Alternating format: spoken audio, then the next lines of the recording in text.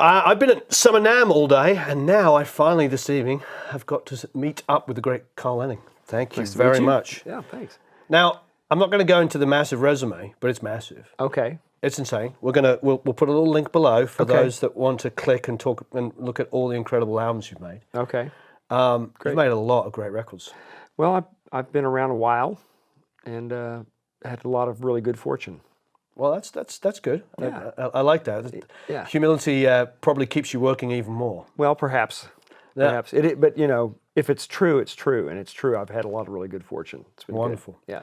The first thing I noticed when we came in was the fact that you got this Soundcraft. Yeah.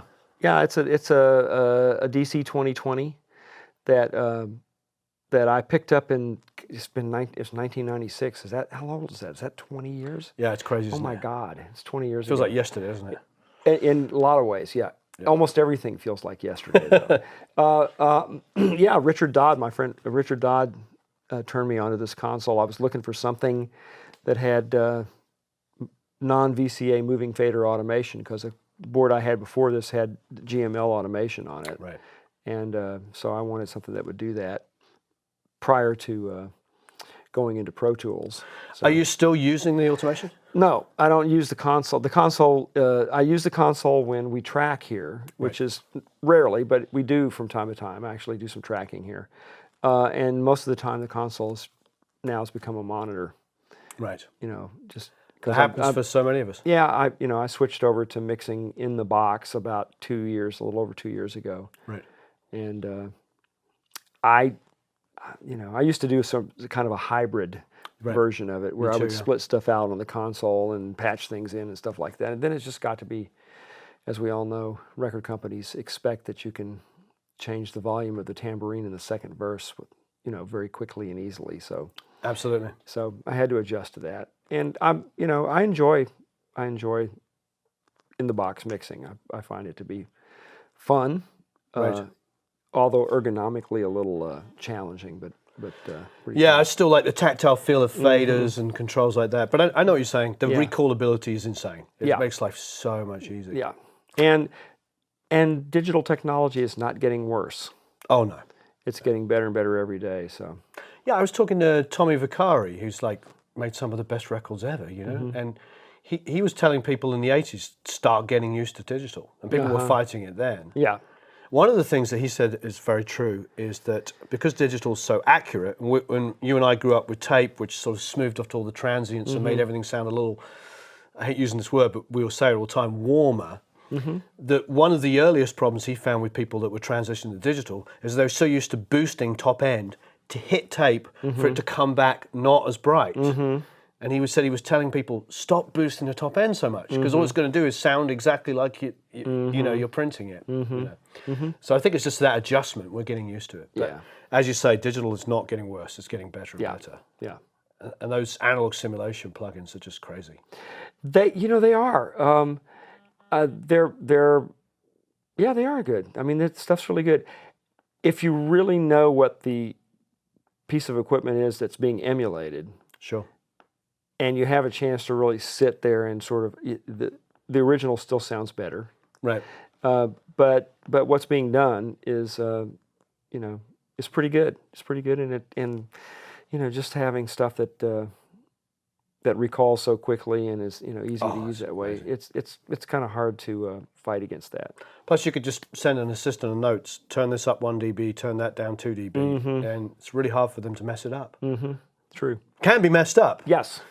Yeah, But it's much harder. Thank goodness. I'm glad it can be messed up. Yeah, exactly. Yeah. Some of the best stuff I've ever recorded is completely accidental. Yeah.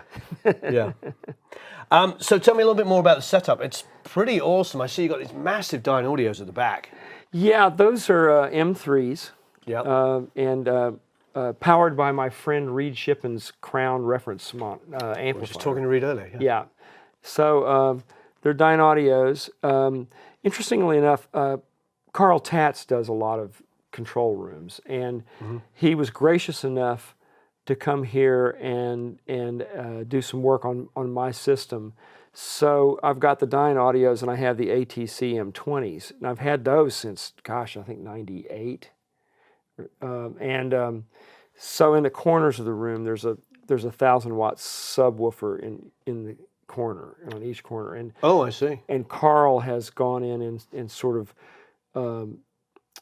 just enhanced the bottom end with the subwoofers, and he put a system together that allowed me to switch between the ATCs and the Dyne Audios using the same subwoofer. Oh, that's and when I fantastic. switch, the tuning shifts a little bit. Ah, nice. Yeah. Ironically, these two systems sound really similar. Oh, they do? Yeah, they're not terribly different sounding. The Dyne Audios will play significantly louder, Right. which is fun when there's a big tracking session or something and there's a bunch of people around. You want to just crank it, but it's still pretty hi-fi sounding. It's pretty cool. That's fantastic. And you got the A&R guy, and you want to blow him away. Well, and impress him. sometimes artists that are on the road are used to having their hair parted, Sure. and so this really gives a little Right. extra fun. But fantastic. I hardly ever. I only use them when I'm tracking, and when somebody Right. wants to stand in the back of the room and Be feel, hammered. have their chest pounded. And the NS10s, you still getting some use out of those? I do. Yep, I use the NS10s, and I don't mix on them as much as I used to. The ATCs are the speakers that I spend 85% of my time on. Right. I'm a similar way. NS10s, I got Journal X and Uh-huh. just gravitated to the Journal X. Yeah. They're just easier on your ears. Yeah. They are. And these little ones are like these are actually not oratones. Right. They're Ampex cubes. Ampex. And I bought those in 1968. Wow. Yeah, they are the forerunner to the Oratone. Ampex made those to travel with their portable Ampex mono and stereo tape recorder. Right. You could set them up and plug them in and just go. And I was in college in Central Illinois, in Decatur, Illinois, a small university, Millikan University, which now has a really awesome music school, but University of Illinois was in Champaign, about 40 miles away, and there was this really great hi-fi store. And I walked in there one day, and they had a pyramid built out of Ampex cubes. Oh, there was. And they were selling them for $15 a pair. Oh. And I bought 10 pairs of them. You bought 10 pairs? I did, and that's the last pair that I still have. So, and they're great. They work really well for that sort of Oratone-esque kind of listen. Predecessor. That's incredible. Yeah. And then you have a pair of VU meters. You know what? That's for show. Oh, they're not actually connected. Right. And nowadays, if they did work, they would just stay pegged all the time based on how loud everything is. But Pretty much. yeah. Yeah. I have an SSL and I end up dancing around, but it's dancing around pretty much slammed. Yeah. So that's just for show. That's incredible. Well, great. There's so much great gear in here. I don't know where to get started. Are you still printing to tape? No, but that's actually been recently refurbished, and it's a Crown 2-track, and it has a history with me. My great uncle was a doctor, right, and an excellent baritone saxophone player, like a Jerry Mulligan style baritone saxophone player. Nightlights is an incredible record. Yeah, and so that was his tape recorder, and so. That's beautiful. Yeah, he would drag it around in the 60s and record little live gigs that he would play from time to time. Do you have any of those tapes? I do. Oh. I do. Yeah. That's beautiful. Yeah, it's fun. It's really fun. So go back and listen to that. So his wife, when he passed away, she gave it to me, and so it's kind of a family heirloom. Yeah, that's that's got more value than you could ever imagine. Yeah, perhaps. I have a pair of Crown mic pre's from Tape Machines that we use, and they just have a big treble and bass. And they just sound fantastic. That certainly has it. That's you may have the bottom section of that tape recorder is maybe what that is. Yeah, it looks similar to that, but it's just a little bit little less controls on it. Yeah, that's wonderful. And then so in the route you got the Millennia. That's got the transistor and the tube circuit in it. So do you have any sort of preference you'd like to use that on? No, I don't have preferences for much of anything. That's good. I just sort of plug things in as needed or wanted, and the biggest problem I have is remembering what sounded good. Right. It's like, oh, darn, I forgot. How about we plug this in? You know, that sort Right. of thing. Yeah. A nice collection of 1176s. I have sons, you know, my oldest son Jason, who you're going to speak with, and my Yep. youngest son Jordan. These things tend to disappear. Right. So there's another 1176, but it's at Jordan's house. So Right. Some Tube Tech. I actually love Tube Tech stuff. yeah, that's the stereo, and it's the you know, it's the one that you know is frequency dependent. That Tube Tech, it's pretty cool. And then we were just talking off camera about the complexes, which are Yeah. pretty amazing. Vocal stressors. Vocal stressors there, both of those, yeah. I bought those in the 70s, probably around 77 or 78. There was always just something about the complex limiter in these that I loved, but it was just like you just had to tweak it till it worked. You do. I always ended up like I think there's a 5-to-1 compression ratio. There is. I think. Yeah, I think. And it was kind of an oddball right. number, and that always seemed to feel the best to me for some reason. But yeah, those are cool EQs and compression. Yeah, they're remarkable. Like I said, they're a little fiddly. The first time I ever got one, got to try one, was at a studio in Bloomington, actually, at Mike Wanchek's studio, Echo Park. And I remember being like, why does everybody love this? And then eventually it clicked with me, and I'm like, oh, it sounds amazing. But I was afraid to touch it after that. Yeah. Because it took so long to get to it. Yeah. But yeah, the ADR stuff is fantastic. I've never been in a place with 4. Yeah, and one of the stereo equalizers is missing. So I had when I first started, I had a road case built with 3 of the stereo EQs and the 2 vocal stressors, and I would roll that around to studio and use it mostly on drums. Oh wow! That's what I almost all. In fact, I don't think I ever used it on anything else. It was just drums. So using on drums. That's great. Wonderful stuff. What's this down here? Oh, Langevins. Yeah, those are sort of kind of a Pultec copy. Right. They're transistor, but they sound good. They're cool. Great. And you got some BAE 1272s. I love those. Those are great. Yeah, good for directs. Yeah, absolutely. They have an inherent warmth to them, don't they? Couple of LA2As, beautiful. Are you using those on vocals? What's your vocals, acoustic guitar? Just depends. You know, it just depends. Beautiful. Yeah. It's just some CD players and monitoring. Marvelous stuff. And over here we got some more toys. Oh yeah. Tell me about this. Well, it's an Avalon equalizer. When I was mixing in a hybrid mixing, that would go across my 2-mix EQ. Oh, I see. Yeah, and I would use this. This is an Allen Smart. Yeah. However, it's been modified. Doug Sachs at the Mastering Lab in L.A. Had a mod for that, which made it a little more hi-fi sounding. But it's really basically API output amplifiers. Oh, in the Allen Smart. In the Allen Smart. We took the output amplifiers out and put. I'd like to know how to do that, because I have an SSL I mix on, and I love my 4000 compressor, bus compressor. And every time I try an Allen Smart, I can never make it sound like as good as my bus compressor. So maybe that's the secret. There's a guy in Muscle Shoals named Steve Hazelton who did lots of modifications for Doug Sachs at the Mastering Lab over the years. Oh. And he would know how to do that. Okay, I got to remember that. We got it on camera. I remember it. Yeah.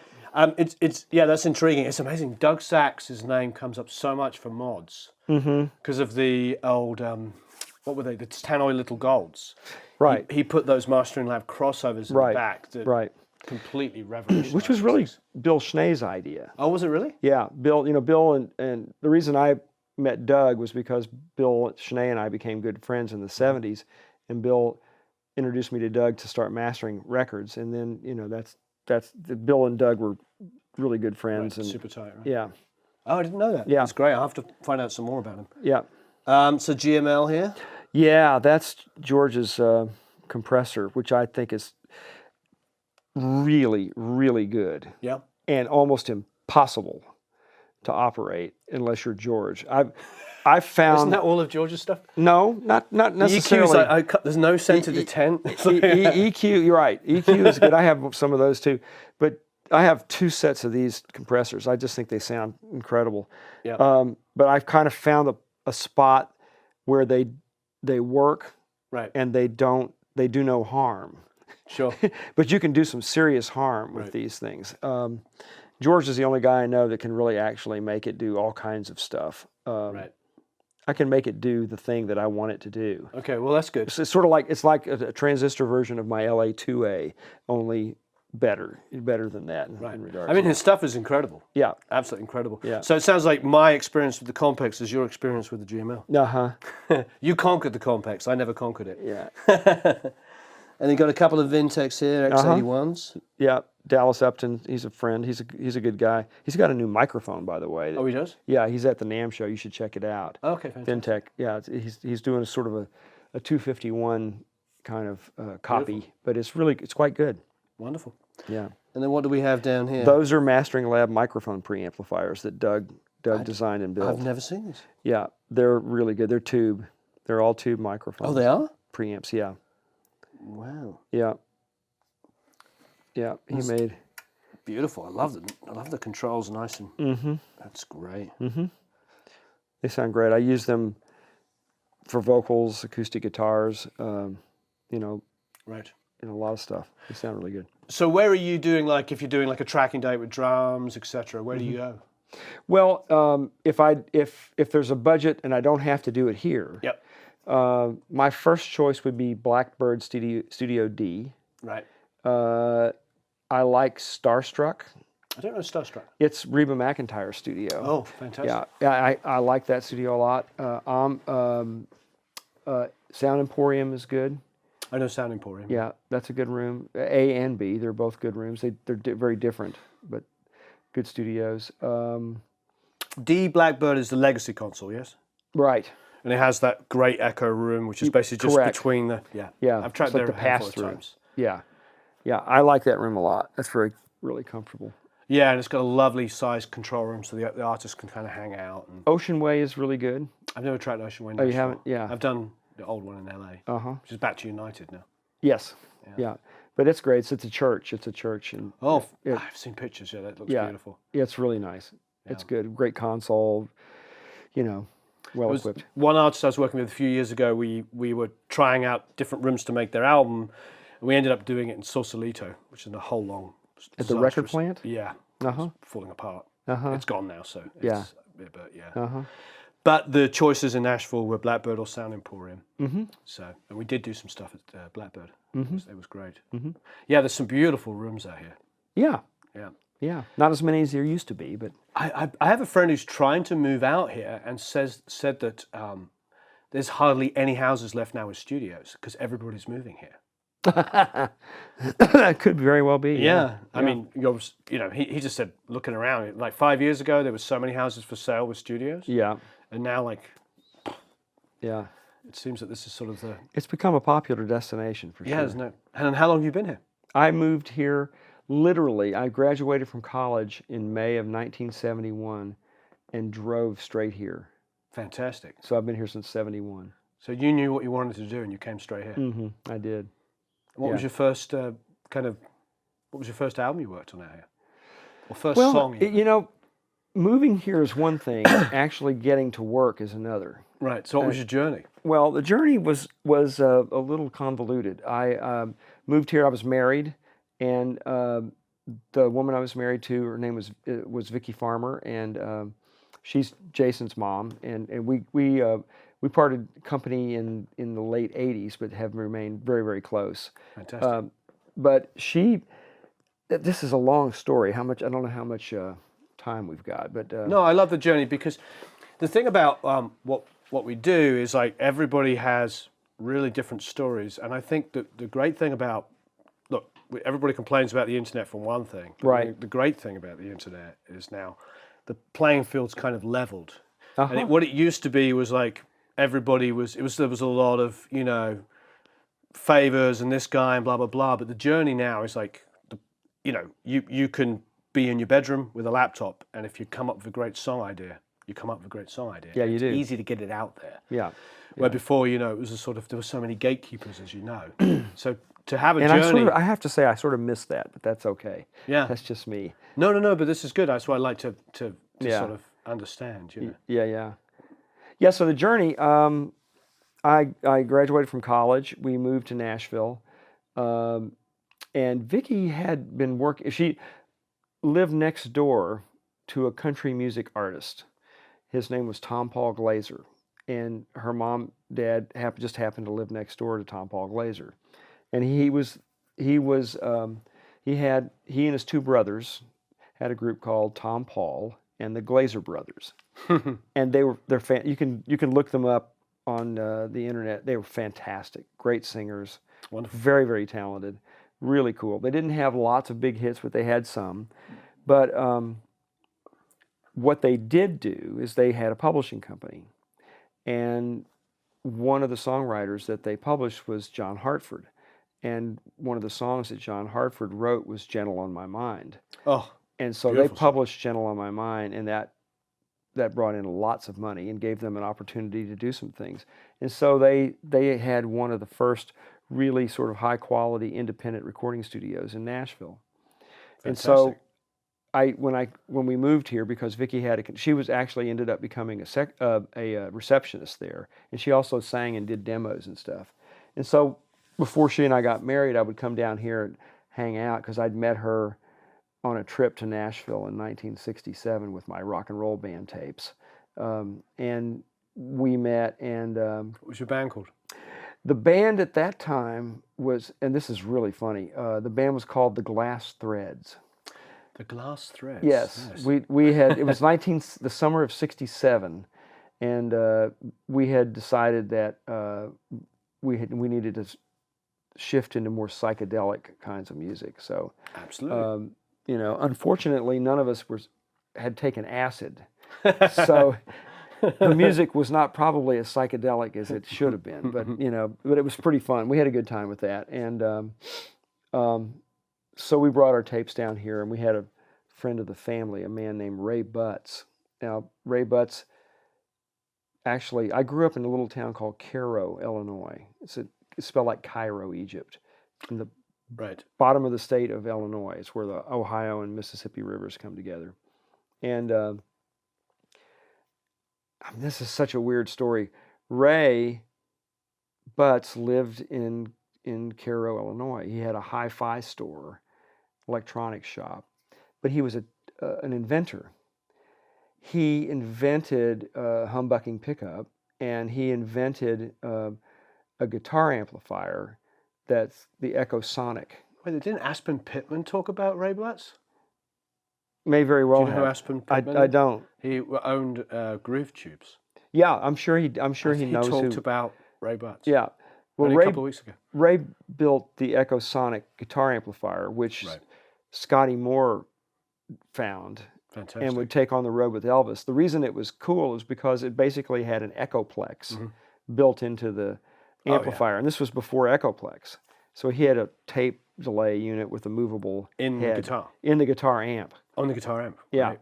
So and then Scotty Moore found the amp, showed it to Chet Atkins, who was running RCA Records in Nashville. Chet Genius, loved it. All right. Chet went to Cairo, met Ray, who was making winding pickups and building all this crazy stuff, and said, "You need to come to Nashville." And so Ray moved to Nashville and became a recording engineer at RCA.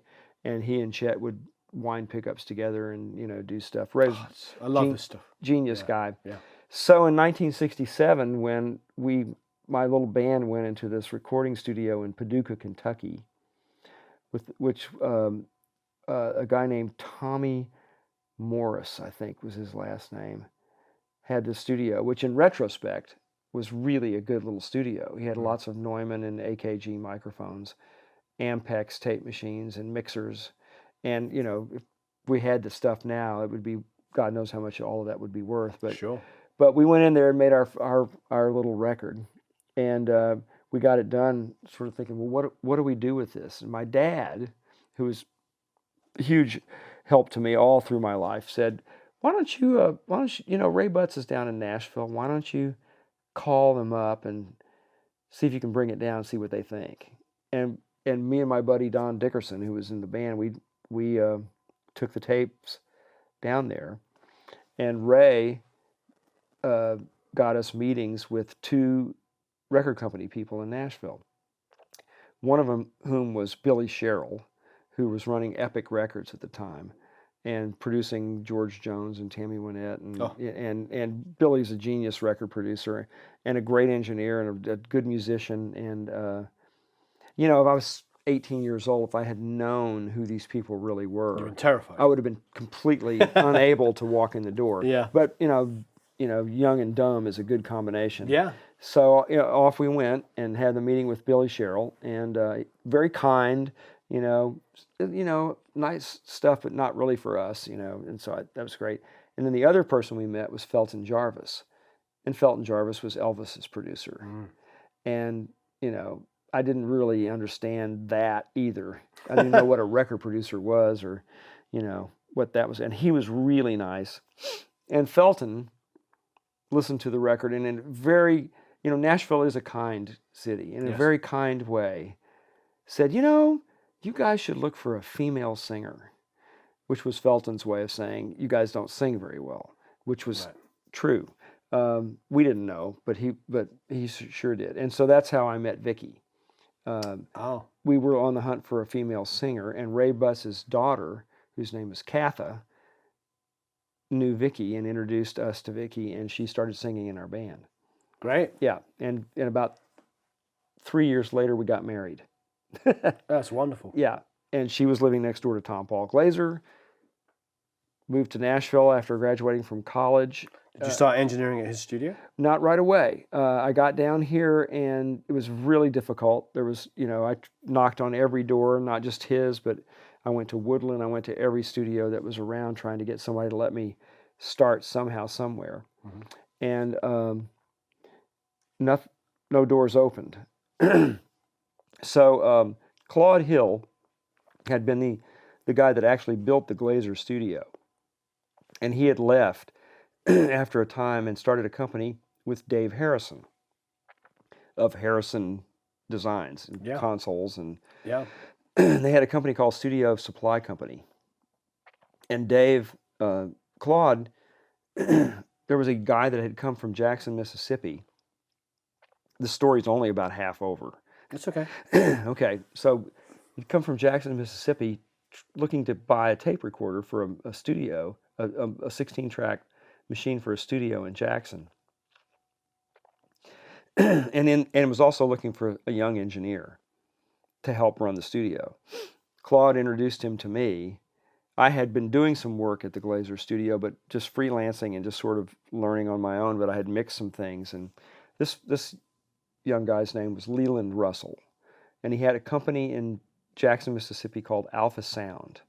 And it was a live sound company. And they were doing sound for Black Oak, Arkansas, Bonnie and Delaney, Loggins and Messina. And it was a legitimate, totally legit, live sound company. And he had this studio that he had bought in Jackson, Mississippi, and needed somebody to come deal with that. And so he offered me a job. And my son Jason, whom you're going to interview on Monday, was 6 months old. And we packed up and moved to Jackson, Mississippi. Oh, incredible. Yeah. So we get down there, and it's a Hidley designed control room studio. It's pretty cool. API console. Oh, nice. But Scully tape machines, and they only had a 4-track. So it was a Scully. What year was this? Summer of '72, and it was only a 4-track. And Leland was trying to get the money together to buy a 16-track, so I went down there, and he had signed a band called Zyder Z, and he had also signed a songwriter whose name was Parker McGee, and he had a band called The Great Escape, which is kind of an R&B band. Great name. Yeah, and all these entities were sort of talented in their own right, and I ended up recording them all down there. But Parker lived in he and his wife Allison, they were very young, lived in a school bus behind the studio. Wow. And there was an electric cord that was stretched from the school bus into the studio, and literally the back door of the studio stayed open 24/7, so they could have a light in the school bus and they could actually see what was going on. And this was 1972, and Allison was baking granola in a gas oven in the school bus, and she was about 7 months pregnant. And Parker was a singer-songwriter, sort of a la James Taylor kind of singer-songwriter. So he and I started a friendship, and we started working together. And I would take him in the studio, and we would work on demos, trying to record some things. And he would complain about how bad everything sounded, and I would complain about how poorly the songs were written. And we sort of beat each other up, in a really loving, creative way. Yeah. But my stay in Jackson was short-lived. It's about 4 months, and the engineer that was working at the Glazer studio decided to leave, and there came an opportunity for me to maybe go back there and start working at that studio. So I did. We left Jackson, moved back to Nashville, and started working at Tom Paul Glazer's studio.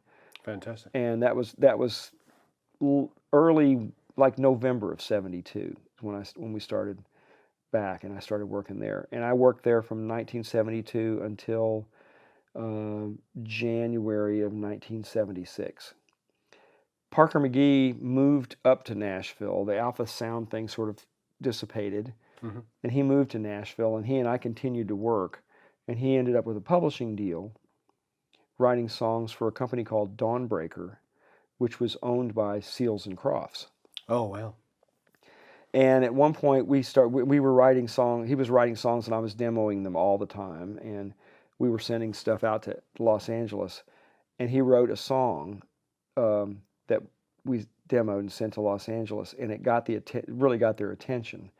There was a woman named Susan Joseph who was managing an act that Dawnbreaker had signed, and the act was a group called England Dan and John Ford Coley. And England Dan was Dan Seals, who was Jimmy Seals' brother. And John Coley was a partner of Danny's that he had known since they were young guys, teenagers in Texas, and they'd played in bands together. So they had a duo. And Susan heard this song and said, "You guys should record this song." And Louis Shelton, who produced all the Seals and Crofts hits and is a wonderful guitarist, produced a recording of "I'd Really Love to See You Tonight" on England Dan and John Ford Coley. But I had done the demo, and Susan had shopped the song and gotten a singles deal with Doug Morris at Big Tree Records before Doug was the king of the world. He had a joint venture with Atlantic Records with a small label that was called Big Tree, and he signed Danny and John to a singles deal. But Susan convinced him that I could make a better record of it than the record that had been made. And so, wow, yeah, so that was my big break. And Dan and John came to. By this time, I was no longer working at the Glazer studio. I had left to go independent, and I was recording in a guy's basement in Hendersonville, Tennessee. A guy named Lee Hazen, who had a studio in his basement, and we went there and we recorded "I'd Really Love to See You Tonight," and it became a million seller. That's amazing. Yeah. So I was kind of off and running it. That was 1976. I had spent 4 years, almost 4 years, working at the Glazer studio pretty nonstop, recording a lot of different artists. So amazing. Yeah, it was a lot of fun. So that's how that happened. So were you the producer and the engineer on it? Yeah. That's amazing. And you mixed it? Oh, yeah. That's amazing. Yeah. At that time, I was doing all my work at that studio, and so I had the studio nailed. I really understood it, and so I could cut the track and mix the song, and efficiently and really quickly. When I got busier and had to go to other studios, I realized that I really needed to find engineers that really knew that studio, so I wouldn't be so distracted trying to sort things out. So as the producer, so I stopped I stopped engineering the tracks that I would record, you know, not long. I'm probably around 70. Well, it's not true. Probably of the late 70s, the early 80s is when I stopped doing it. So That's amazing. yeah. And then when did you build a studio in your house sooner? The first studio that I actually owned, I had a partner named Tony Gottlieb, and Tony and I bought a building on the lake out in Hendersonville because that's where I lived. We lived out in Hendersonville, and we bought a studio out there, or bought a building out there, and put a studio in there in around 83 or 84, something like that. We had a Sound Workshop 1600 series console that actually sounded phenomenal. What happened to that? It just got to be too small for what we wanted to do. But it's the console that there's a record that I produced on Randy Travis, Storms of Life album. That's the console that album was mixed on. It was from that Sound Workshops console. Yeah, I don't actually know Sound Workshops at all. So you don't? No, I don't. Oh yeah.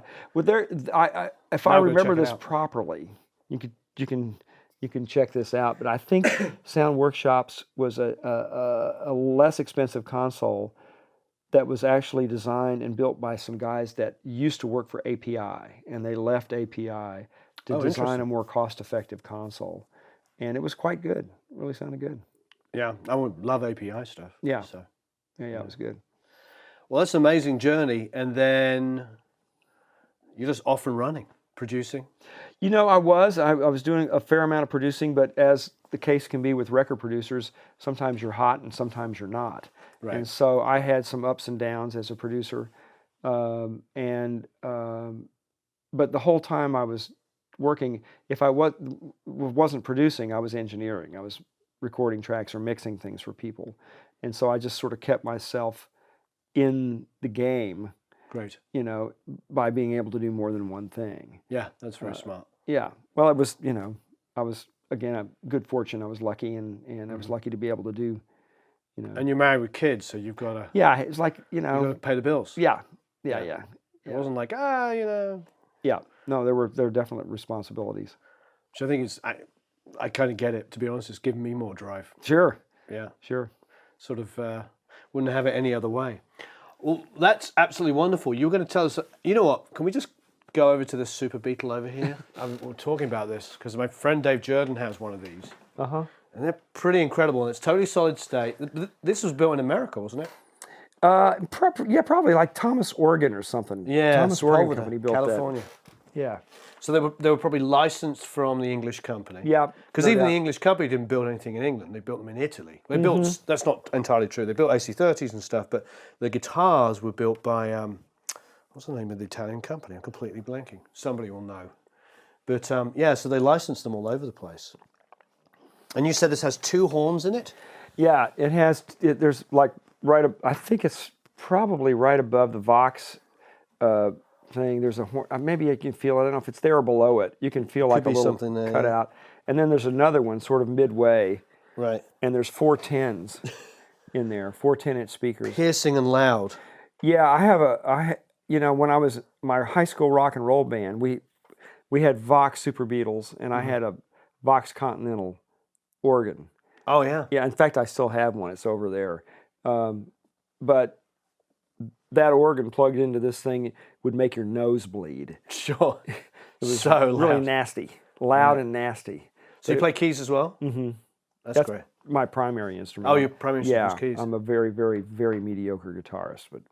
Right. I'm a very, very mediocre piano player, so it's all about balance. Yeah. Yeah, I'm really a guitar player that fakes piano. I Beatle piano.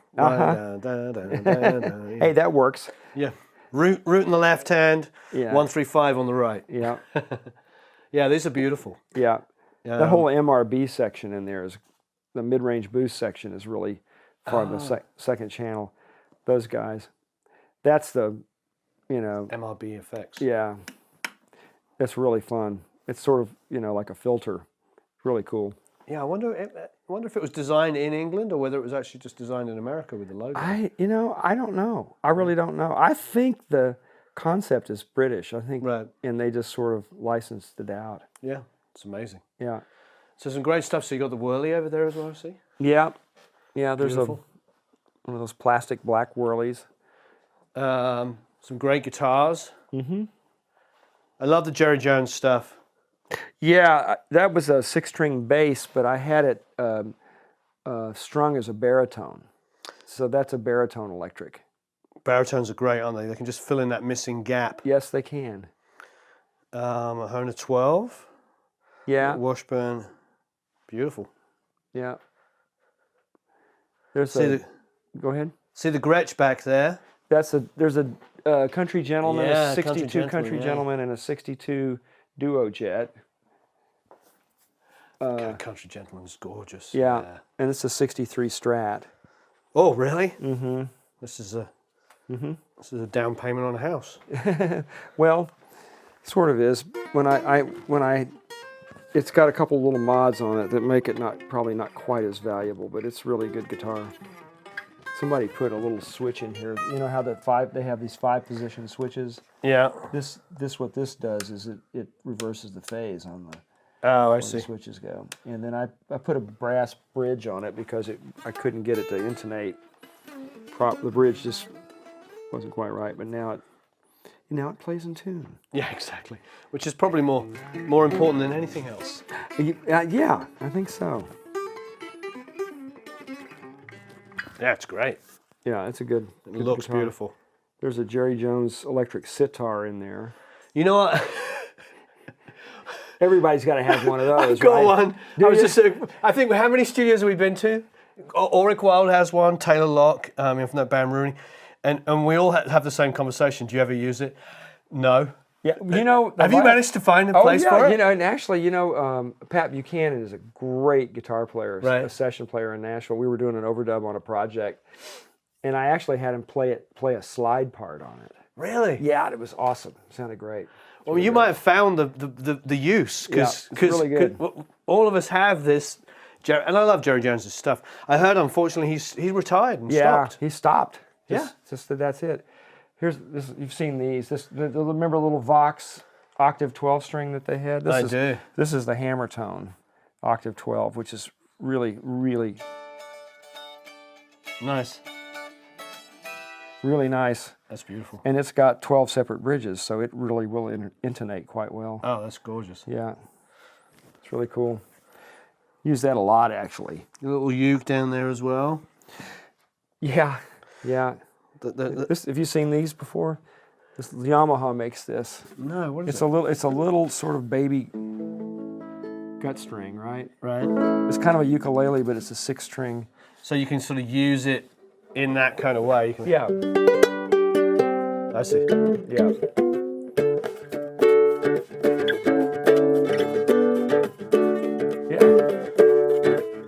Yeah, that's great. Yeah, it's fun. That's a lot of fun. There's a Fender Electric 12 string back there. Oh, yeah. That's a 66. Oh, that's gorgeous. Yeah, and there's a 66 Hofner Beetle bass. Oh, gorgeous. That's wonderful. That's the bass, the original bass player in my high school rock and roll band. That's his bass guitar. Really? Yeah, he passed away some years ago, and he gave it to me. Oh, that's amazing. Check this out, though. I'll show you something. This will be fun. It's the original price tag. Oh, God. I'm friends with Brian Ray, and he told me that his first rehearsal with Paul McCartney, Paul opened the case and he looked at the bass and he was afraid to touch it. Yeah, I should imagine.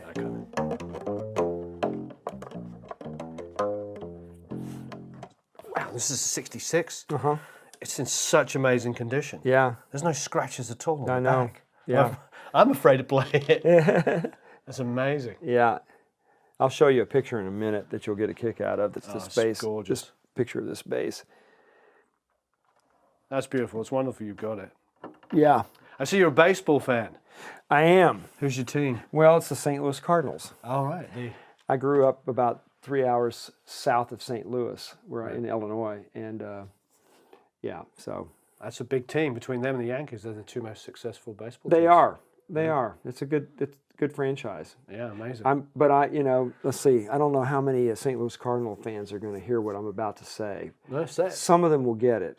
I just hope the Cubs win the World Series this year, and we can just get it over with. So the Chicago Cubs can just win the series. Let's get on with, back to the new normal. So Have they got a big chip on the shoulder against? they haven't won in over 100 years. Wow. And the Cardinals have always that's been their rivalry. And the Cardinals are really good. And St. Louis is a relatively small town compared to Chicago. So. Well, one thing I loved about baseball, because obviously I'm English, when I first came here, what I loved about it is like it's still traditional, hasn't changed. People still dress, there's such a great tradition to it. And then I love the fact that it's in all these working class towns all over America. Yeah. And it's like you can see a place like Oakland or Baltimore or Detroit have teams that do really, really well. Yeah. And I love that because it kind of gives an identity to towns that get kind of ignored because they're not New York, Los Angeles, or Nashville. Yeah. And they're like... And we live in such frenetic times. Yeah. Baseball slows you down. Yeah. Until it doesn't. Then it gets really exciting. But I like the pace of it. It's good. Yeah, I agree. Yeah. I was working in Boston with Aerosmith, and we would go to the Boston Yankees games. Oh, yeah. Because Jack Douglas is from the Bronx. Oh, yeah. So he grew up opposite Yankee Stadium. So we would go there, and he would be it wasn't, but it felt like the only Yankees fan there. And when Granderson was still playing, Granderson would come and he'd go Grandy! Like this, and the whole place was cricket, cricket, cricket, cricket. And you could see all the Boston fans staring at him. Yeah, that's great. No, it's wonderful. No, baseball, there's something about it. Growing up in England and in cricket and football and all the old traditional rugby, hockey and stuff, these old sports. Yeah. I don't necessarily identify with all the glitzy ones, but baseball makes perfect sense. Yeah. It's just traditional. Yeah, it's good. Good game. And all it is a ball and a bat, and you can play anywhere. Yep. Yeah, that's amazing. Great stuff. Great stuff. So you got here the Continental. There's the Continental. Sorry, it's all just it's quite right. messed up with all kinds of stuff. You got an Omnicord down there. Yep, there's an Omnicord. That's great. Yeah. There's what was the song? Is it Clint Eastwood? The track by the Gorillaz. Oh yeah. It's all on an Omnicord. Yeah. Oh yeah. Yeah. Is that the? Oh, that's the purple one. That's my son Jason's absconded with the gray one, which I actually like better. The original one. Yeah, the original one's better, but it's gone. That's what it is. The way it goes. This is sort of a zither. Zither. I always think of the Third Man. Okay. Oh yeah. Beautiful and a whirly. See, actually, you should be tinkling on the ivories. I'm all. This is me. I'm just It's beautiful.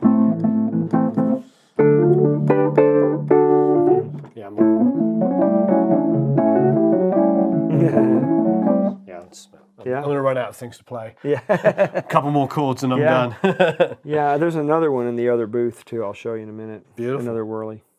Very nice. Yeah. And mic-wise, what are sort of some of the things you have that you love? Well, I'm not even sure if it's probably the most go-to mic I use. There's an old Neumann 269 that I like a lot. Yeah. I have a Sony C800 that's good. I have a couple of AKG C12 VRs that have been modified that now sound really good. I don't like them stock. But no, I didn't like them stock either. But I did a vocal with a guy once who did it, and they just didn't distort the way that you would expect a tube mic to distort. Yeah, How did they get modded? Well, there was a guy here. There's a guy here in town named Bill Briley that did it. I don't know what he did. I just know it sounds better. Right. But there's a guy in California named Toby Foster who can take a C12 VR and make it your favorite microphone. But it's about $1,500 to get him to do that. Probably worth it. I mean, because you hope C12 is one of the greatest mics ever made. I'm not sure what he does. I've known Toby. He's another good friend of Bill Schnee's, and he's really good at modifying those things. Yeah. I have a Manly gold. Manly, great stuff. Yeah. Yeah. A couple of sort of locally made microphones that are kind of cool. Wonderful. John Downs makes one he calls the Big. The Big. It's in that box, and I'm not gonna take all that stuff off of it. Right. Yeah. Yeah, no problem. Yeah. So vocal booth and stuff in here? Well, this is funny. When we built this joint, I thought this would be sort of like this small booth that, little things would get done in. But here's what we ended up doing is I never really thought I'd track here. I thought we'd just do overdubs and mix, and I thought there might be some times when I'd have a lead singer and a background vocalist or something. Mm-hmm. But we ended up starting to track here, and what really worked was we put the drums in here. Yeah. And we mic the garage. So the drums sit in here. That makes sense, yeah. Yeah, and it gives us, it keeps it from feeling like you're in a closet. How are your neighbors? They're all pretty spread out here. Yeah, so. it's, when I first moved here, I went to all the neighbors and said, hey, this is what I do. The minute there's something that bothers you about what I'm doing, you just tell me and we'll stop. And that was 16 years ago. Oh, wonderful. And so nobody's ever said anything. Is anybody else in music here as well then? I don't know. Right. Well, that's not true. Right around the corner, if you go out the driveway and turn right and go to the curve on the left-hand side, it's where Alan Reynolds lives. Oh. Alan Reynolds, who produced all the Garth Brooks records. Yeah. And wrote some wonderful, wonderful songs. And he's a great guy. He just lives right around the corner. Nice. Yeah. Yeah. Yeah. That's beautiful. And there's probably 4 or 5 other studios on the street I don't know about. Yeah, exactly. Exactly. Yeah.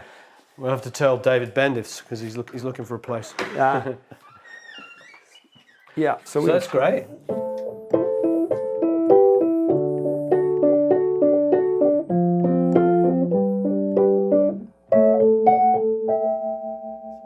It's great.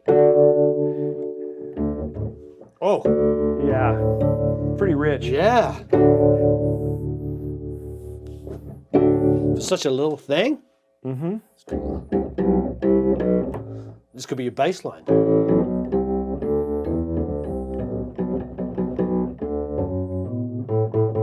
Yeah, it's got a 12-inch speaker in it, in the middle of it. Yeah. Pretty cool. That'd be kind of cool. Have you ever doubled up bass lines and stuff with it? Not really. No. Good idea. I'll try that. What we would do, when you're doing a lot of rock records, if you got rake, we would always do, underneath. Yeah. And just blend it underneath. But that usually on grand pianos, it just kind of give you that crown. Yeah, sure. And nobody knew how it suddenly got thicker sounding. It was just octaves on a grand piano. Yeah. But that's beautiful. Yeah. Where'd you get that from? My second son, Ryan Lehning, he's a copyright attorney in D.C. He works for a company called Sound Exchange. Oh, no, Sound Exchange? Yeah, he does their international law. He's a lawyer. Right. And when he was just graduated from college, he worked for a company called Smith and Metallitz, and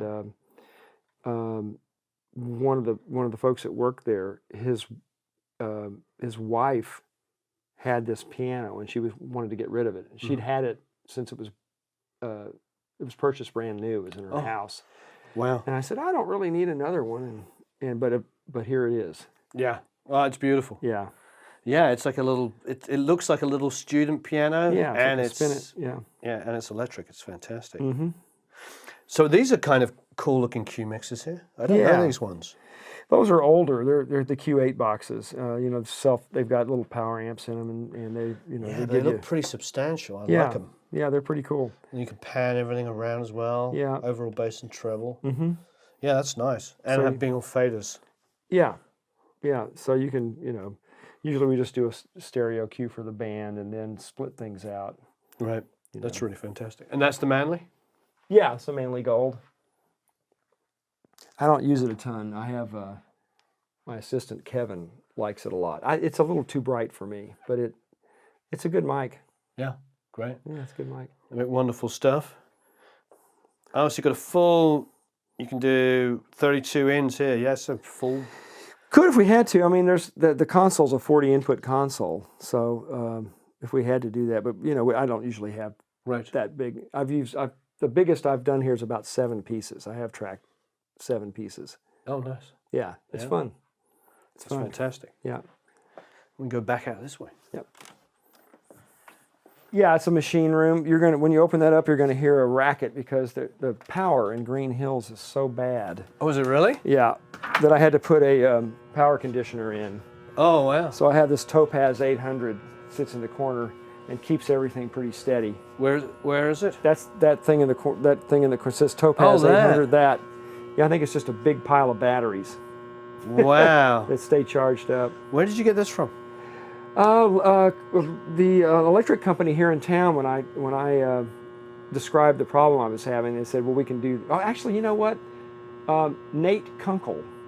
Right, I know those. Nathaniel Kunkel in L.A. told me about that, and I found it here. For my own personal use, I'm going to do this, because I live up in the canyon, in Laurel Canyon. Oh, yeah. We get massive power fluctuations. Yeah.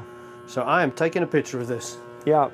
You may well have saved my life. I actually just lost a bucket yesterday. Oh, wow. The whole bucket went out. So we had these huge brownouts. Yeah. Well, that I put that in, I don't know, maybe 10 or 12 years ago. And, the equipment just started choking, and it was just, because it would get down to 98 volts in here. That's what I'm beginning.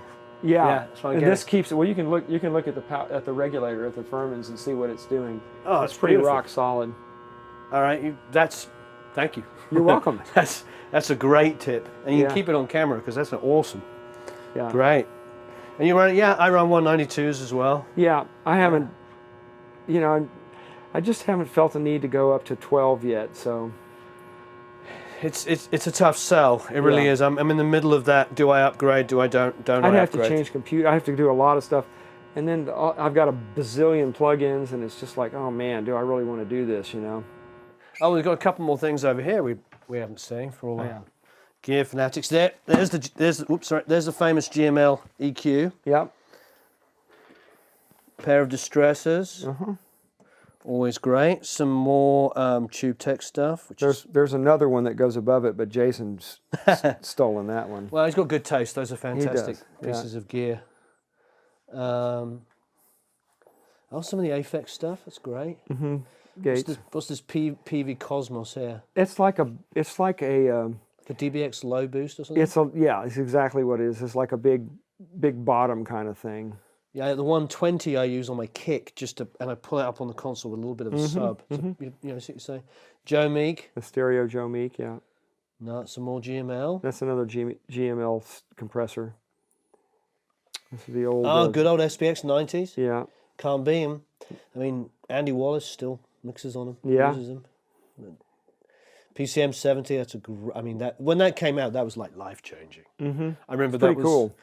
It wasn't. I'm not going to say it was affordable. It was still expensive, but it was just like the first time I ever heard one of those. I was just like, wow, this is like, it was either chambers, plates, and then this came out. Yeah. Great. Yeah. DSP 4000. I just have an old H3000, but is that like a kind of souped up version? Great. 160s. Love those. One sick, one well. Oh. Oh, so it's a stereo pair. Great. 160s. Yeah, I have a 165. Yeah. With a variable tachometer. Sounds amps, these are fantastic. Yeah. They're really, really good. And then there's an Aura Exciter there, Aphex. Yeah. Oh, an AMS. Beautiful. Yeah, which RMX16. Which I still use. Here's a good example.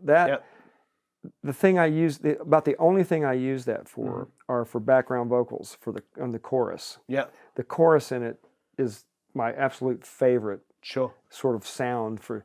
If I just get a background vocal part and I just stick some in there, it just makes them do this really neat thing. Yep. And UAD now has a plug-in of that reverb unit. Everything sounds pretty doggone good in it except the chorus. Oh. Which I don't think sounds good at all. Yeah. It doesn't even come close to sounding like that. So do you end up printing through that? I do.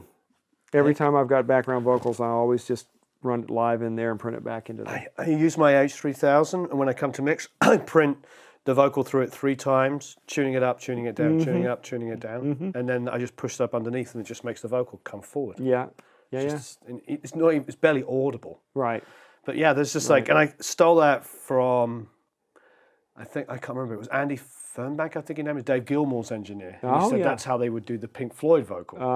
And then every time I tell it to somebody, they go, oh yeah, we do that. Yeah. It's like Now there's a 480 too. Oh wow, 480. Lexicon 480. You know. These about 4 or 5 years ago were going for nothing, and now they're going good back up in value. So if somebody wants to buy it. Yeah, they're going back up. I'd never use it. You don't use it anymore? No, I use plugins. Wow. And I had an EMT 140 stereo plate. You did? That I sold to Reed.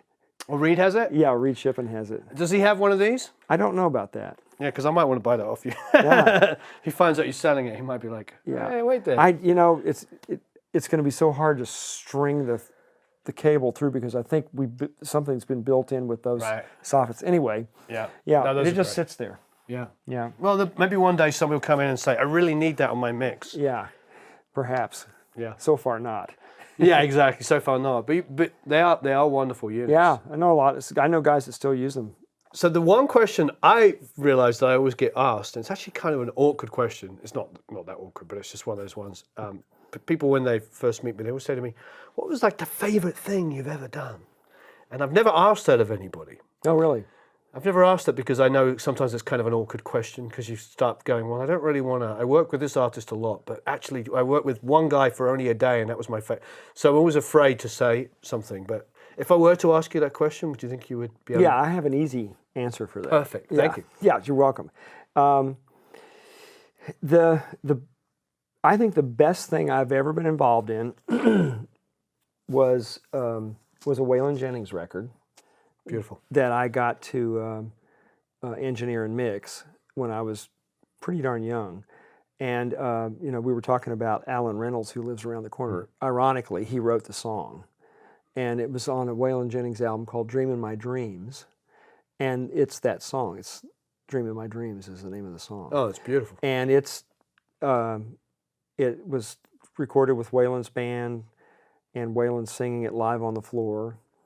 And the only thing that was overdubbed on it was a string quartet that Charles Cochran played piano on the record, and he wrote the string quartet for it, and I mixed the record. And I didn't know. You never know when you're doing something that it's going to be your favorite thing. But as I look back on the scope of my career, that's not to say that I've been really lucky to be involved with some what I think are really wonderful records over the course of my career.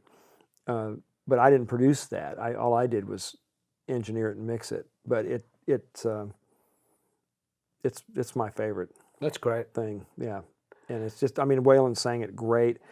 I was just I didn't mess it up. Yeah, no, that's good. I hear that a lot. It's like I believe it. Yeah, sometimes our job is just not to mess it up. Yeah, it's to capture the best possible thing we can. Yeah, it was really good. Do you remember who the players were? Well, I know Chuck Cochran played piano. Richie Albright. There's some folks think it was Kenny Malone, but I asked Alan the other day. We were talking. I said, "Wasn't that Richie?" And it was. It was Richie Albright that played drums. And I think, I can't be for sure, but I think a guy named Duke Goff was playing. If they weren't, it was Waylon's band. Ralph Mooney playing steel guitar. The great, wonderful Ralph Mooney. Waylon played acoustic. Maybe I'd have to look at the credits, but maybe Reggie Young played guitar on it, but I'm not 100% sure about that. So he used his own band? I made 3 albums. I engineered 3 albums with Waylon, and they played on all 3 of them. Oh, that's fantastic. Yeah. So it's not the same. It's not just session guys. Yeah. It's great. So they bring something that probably nobody else is ever going to do. Just Correct. an understanding of him as an artist. Yeah. That's wonderful. Yeah, kind of raw beauty to that. We're talking to somebody earlier, Matt Rospang, who has just been remixing some Elvis stuff that was recorded at Graceland just before he died. Oh, wow, okay. And the raw stuff, and that was all of Elvis's band, with James Burton and, Yeah. Yeah. Obviously, James is a legend. Is it Emery Gordy probably and Probably, yeah. Glenn D. Harden? Yeah. Yeah. That would have been just amazing. Yeah. Well, thank you ever so much for showing us around. Pleasure. I really appreciate Thanks for coming. it. I appreciate that. It's been amazing. Oh, well, thank you. And that story, I love that story. It was great. Yeah. Good. Thank you. And as ever, please subscribe. Go to Produce Like a Pro. Sign up for the email list. And please leave some questions and comments below. Thanks very much. Great. Thanks. Have a marvelous time recording and mixing.